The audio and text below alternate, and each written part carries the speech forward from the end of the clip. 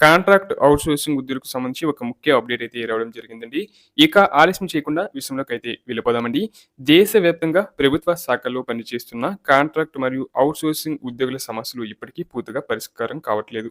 సంవత్సరాలుగా ఒకే పనిని చేస్తూ రెగ్యులర్ ఉద్యోగులతో సమానంగా బాధ్యతలు నిర్వహిస్తున్నప్పటికీ వీరికి అందుతున్న జీతాలు చాలా తక్కువగా ఉండటం, ఉద్యోగ భద్రత లేకపోవడం, సామాజిక భద్రత, సౌకర్యాలు పరిమితంగా ఉండటం వంటి సమస్యలు తీవ్రంగా వేధిస్తున్నాయి.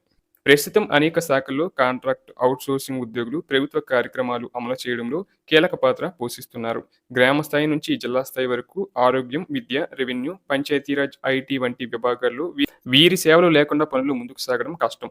అయినప్పటికీ వీరికి నెలకు ఇచ్చే జీతాలు చాలా చోట్ల కనీస జీవనానికి కూడా సరిపోని స్థాయిలోనే ఉన్నాయి. అదే పని చేసే రెగ్యులర్ ఉద్యోగులతో పోలిస్తే వీరి వేతనాల్లో భారీ తేడా ఉంది. ఈ నేపథ్యంలో కాంట్రాక్ట్ అవుట్‌సోర్సింగ్ ఉద్యోగులను దశల వారీగా రెగ్యులర్ చేయాలని, కనీసం సమాన పనికి సమాన వేతనం అనే సూత్రాన్ని అమలు చేయాలని ఉద్యోగ సంఘాలు చాలా కాలంగా డిమాండ్ చేస్తున్నాయి. చాలా మంది ఉద్యోగులు 8-10 సంవత్సరాలుగా నిరంతరం సేవలు అందిస్తున్నప్పటికీ ప్రతి సంవత్సరం కాంట్రాక్ట్ రెన్యువల్ భయం ఉండటం వల్ల భవిష్యత్తుపై అనిశ్చితి నెలకొంది. కుటుంబ బాధ్యతలు, పిల్లల విద్య, వైద్య ఖర్చులు ఇలా అన్నీ కలిపి ఈ అనిశ్చిత పరిస్థితి వారి జీవన ప్రమాణాలను తీవ్రంగా ప్రభావితం చేస్తుంది. రెగ్యులరైజేషన్‌తో పాటు జీతాల పెంపు కూడా అత్యంత అవసరంగా మారింది. కనీస వేతనాల చట్టం ప్రకారం ఇవ్వాల్సిన జీతాలు కూడా చాలా చోట్ల పూర్తిగా అమలు కావడం లేదు. అందువల్ల కనీస జీవన వ్యయాలను దృష్టిలో పెట్టుకుని జీతాలను పెంచాలని, డీఏ వంటి అలవెన్స్‌లు కూడా వర్తింప చేయాలని ఉద్యోగులు కోరుచున్నారు. ఇక సామాజిక భద్రత విషయంలో కూడా పెద్ద లోటు ఉంది.